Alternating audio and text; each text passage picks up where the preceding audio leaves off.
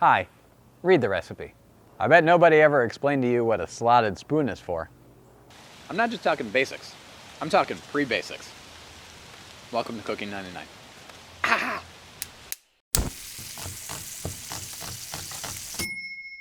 In this video, I'm going to list out some basic kitchen equipment and give a brief description of what each item can be used for. I will definitely be explaining some things that you already know, especially towards the beginning, but bear with me.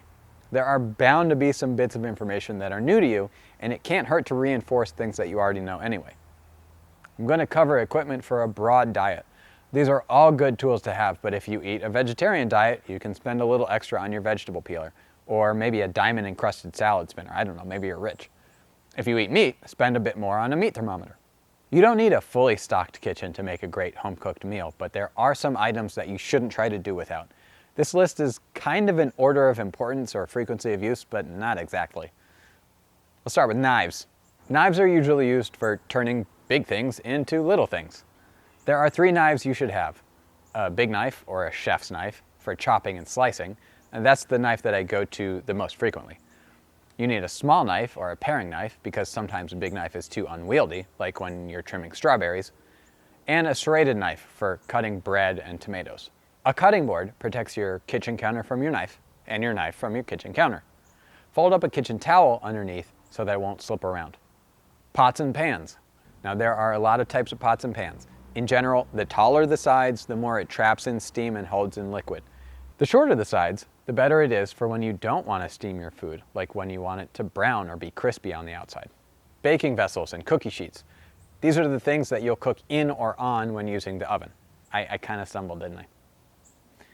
Measuring cups and spoons. I recommend that you have dry measuring cups, a liquid measuring cup, and a set of measuring spoons, which are good for measuring liquids and dry ingredients. Tongs. Good for grabbing hot stuff. Also good for flipping, turning, and mixing stuff. Spatulas. For some reason, a lot of things are called spatulas, but it's usually a flat thingy with a handle. This one is good for flipping stuff. Careful not to use a hard plastic spatch on a hot surface, or it will magically transform into melted garbage. Metal, wood, and silicone are all heat resistant. This is a mixing spatula, or more accurately called a rubber scraper, and it's used for mixing ingredients or getting every bit of food out of your mixing bowl. By the way, when a recipe tells you to fold ingredients together, use this and gently scoop the stuff at the bottom of the bowl and try and fold it over the top, over and over. Like I said, gently.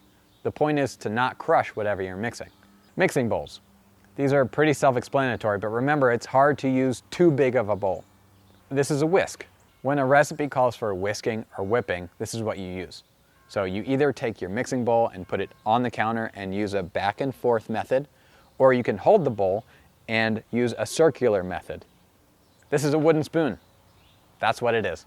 Wash it by hand, not in the dishwasher. Kitchen towels. These are so useful. You can't have too many of them, and wash them often. Oven mitts. Don't waste your money buying cheap ones. Not worth it. If you want to save money, grab welder's gloves from the hardware store. Also, don't use it to grab something hot if it's wet, or a steamed hand will be on the menu. Cheese grater. Very versatile, kind of a pain to clean. Not just for cheese either. You can grate ginger, garlic, potatoes, carrots. I guess it's more of a underground veggie grater.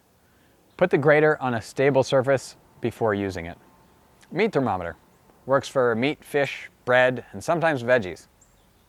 Kitchen scale. Good for weighing baking ingredients, burger patties, or really anything else you want to be precise about.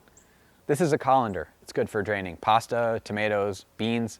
Some people also wear these as hats. Okay. This is a sieve. It's good for straining out small bits and sifting flour, which, by the way, is a secret next level technique to good pancakes. This is a vegetable peeler. It's aptly named. No description needed. This is a salad spinner. If you buy a lot of fresh veggies that need to be rinsed, grab one of these. It's great for drying them off. This is a slotted spoon for taking things out of liquid like poached eggs or pasta. That's from the title, right? I said nobody explained to you what a slotted spoon for. This is a ladle for when you want to scoop a liquid like soup or chili. These are trivets or hot plates, and they're good for putting hot stuff down on the counter or table. This is a pizza cutter, mostly in the name, but you can also use it to cut raw dough. These are kitchen shears. They're really sturdy scissors, good for cutting up chicken and a bunch of other stuff. This is a microplane or a zester. Pretty much like a cheese grater, but when you want the result to be a lot smaller. It's good for zesting citrus fruits too. This is a citrus juicer. It's good for juicing lemons, limes, and oranges. It's citrus. This one is the cheapest and it's the best. It's awesome when that works out. This is a garlic press for pressing garlic. This is a turkey baster. It's good for taking the flavorful juices from the bottom of the roasting pan and pouring them over the top of the food. The basic appliances that you need are a stove, sometimes called a range, a microwave, and these are way more useful than some people realize. Learn which wattage or how powerful your microwave is. It's useful to know. You need an oven, a grill.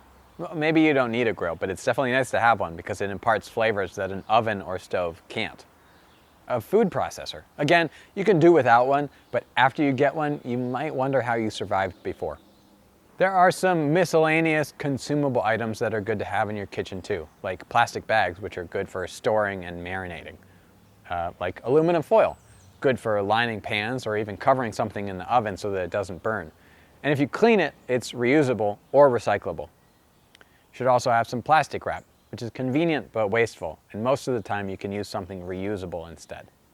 Parchment paper or a silicone baking mat or a Silpat is a must-have for bakers. It's mostly used for lining a baking sheet so that the food doesn't stick to the metal. Takeaways. You don't need all of this stuff, but I just wanted to review all the tools that you might come across so that in the future you can say, oh yeah, that long-haired dude showed me what that was. All right, read the recipe. Bye. These are trivets or hot plates for footing flavors that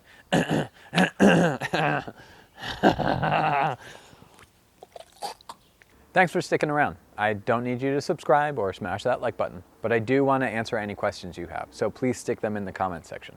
We'll respond to as many as we can.